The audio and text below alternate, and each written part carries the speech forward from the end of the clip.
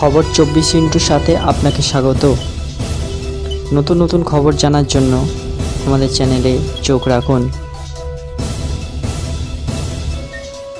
নমস্কার দর্শক বন্ধুরা, খবর 24 সাথে আপনাকে স্বাগত।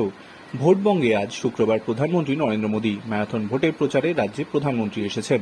বৃহস্পতিবার রাতেই তিনি কলকাতায় চলে এসেছেন। রেসকোর্সের হেলিপ্যাড থেকে প্রধানমন্ত্রীর কপ্টার উঠবে 10টায়।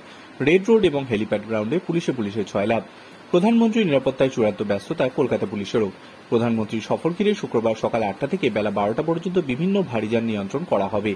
গাড়ি পার্কিং এর ক্ষেত্রেও বেশ কয়েকটি নির্দিষ্ট বিধি বেঁধে দেওয়া হয়েছে। এখনো পর্যন্ত মোদীর সময়সূচি অনুযায়ী শুক্রবার সকাল 10টা নাগাদ তিনি রাজভবন থেকে বেরিয়ে যাবেন রেসকোর্সের হেলিপ্যাডে। সেখান থেকে হেলিকপ্টারে রওনা দেবেন বর্ধমানের উদ্দেশ্যে।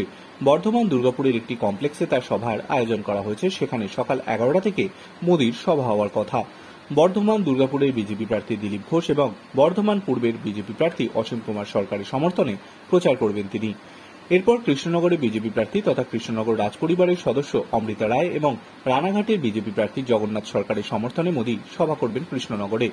বর্ধমান থেকে হেলিকপ্টারে কৃষ্ণনগরের শ্যামনগর ফুটবল মাঠে যাবেন মোদী। বেলা 1:45 থেকে সেখানে তার সভা হওয়ার কথা। এরপর কৃষ্ণনগরে সভা শেষ করে মোদী যাবেন বোলপুরে। দুপুর 2:30 নাগাদ সেখানে আমোদপুরের মেলার মাঠে তার সভা রয়েছে। বোলপুর কেন্দ্রের বিজেপি প্রার্থী পিয়া সাহা এবং বীরভূমের বিজেপি প্রার্থী দেবদনু ভট্টাচার্যের সমর্থনে সভা করবেন তিনি।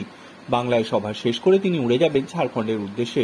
লোকসভা নির্বাচনের নির্ঘণ্ট ঘোষণার আগে থেকেই বাংলায় বারবার সভা করেছেন প্রধানমন্ত্রী। নির্বাচন ঘোষণার পর গত 2 দফায় বাংলা ঘুরে গিয়েছেন প্রধানমন্ত্রী। এবার তৃতীয় দফার আগে একবার একই দিনে 3টি সভা তিনি করছেন। ব্যুরো রিপোর্ট, খবর 24/7।